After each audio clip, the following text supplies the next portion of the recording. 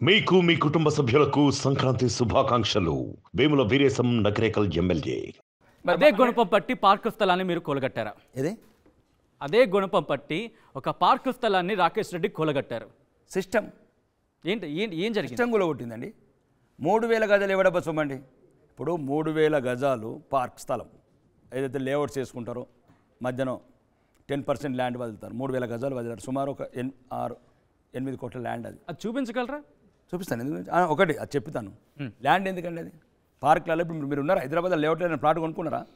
Land ఎందుకు వెళ్తారంటే common facilities common amenities గురించి వెళ్తారు. అంటే ఒక పార్క్లో మనం సీనియర్ సిటిజన్ ఇంకా వాకింగ్ చేయడము, ఇంట్లో ఆడవాళ్ళంతా మార్నింగ్ నుంచి ఈవినింగ్ వరకు డిస్టర్బెన్స్, సాయంత్రం మంచిగా బల్లల మీద కూర్చొని ముచ్చట్లు పెట్టుకోవడము, మనకున్న పిల్లలు మనమలు కావచ్చు కొడుకులు కావచ్చు ఆ పార్క్లో ఆడుకుంటే ఆరోగ్యంగా ఉంటారు, మంచి గాలి వస్తుంది, ఆహ్లాదకరంగా ఉంటారు, మంచి ఆరోగ్యం డెవలప్ అయ్యి.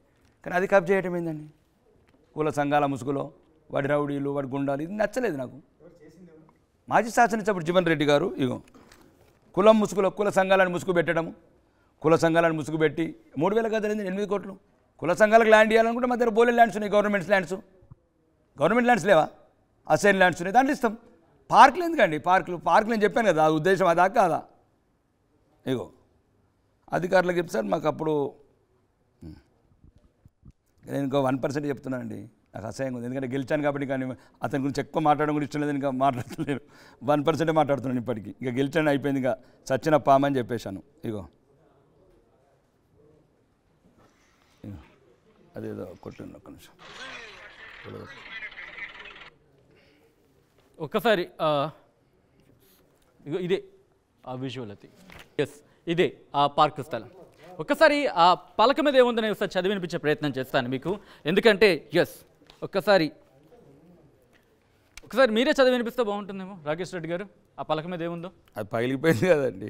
పగలగొట్టేశారు మీరు? నేను కాదండి, మున్సిపల్ సిబ్బంది. నేను భలే ఉన్నారు. నేను చట్టానికి మొత్తం ఫ్రీడమ్ ఇచ్చాను, పోలీస్ వ్యవస్థకు ఎక్సైజ్ వ్యవస్థకు. మీరు అందరిని అడగండి జీవన్ రెడ్డి మీద కసి తీర్చుకోమని.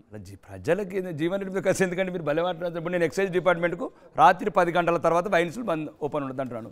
11 గంటల తర్వాత పోలీసు వాళ్ళకి చెప్పాను గుండాలు రోడ్ల మీద తిరగద్దు అంటున్నాను. అది తప్పంటే చెప్పండి, మరి మీరు చెప్పినట్టు చెప్తాను. నేను రాత్రి అంతా ఉండని 5000 మందికి గల్ఫ్లో ఉద్యోగం ఇచ్చినట్టు చూపిస్తే నేను రాజకీయాల నుంచి తప్పుకుంటా, లేకపోతే రాకేష్ రెడ్డి తప్పుకుంటారా? నేను 5000 మందికి సహాయపడ్డాను ఉద్యోగాలు ఇవ్వడానికి అన్నాను. గల్ఫ్లో ఉద్యోగాలు ఇచ్చినాను, ఇక్కడ నా సంస్థలలో ఇచ్చానని చెప్పాను.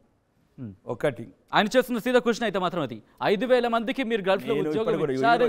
ఈ రోజు కూడా ఇప్పుడు నా ప్రయత్నం నిరంతరం అండి యువత గురించి. మీరు ఎవరై నిరాశపరిచినా నిరాశపడను. ఇప్పుడు ఈరోజు ఆన్లైన్లో ఎట్లా ఇస్తారు మా వాళ్ళంటే ఒక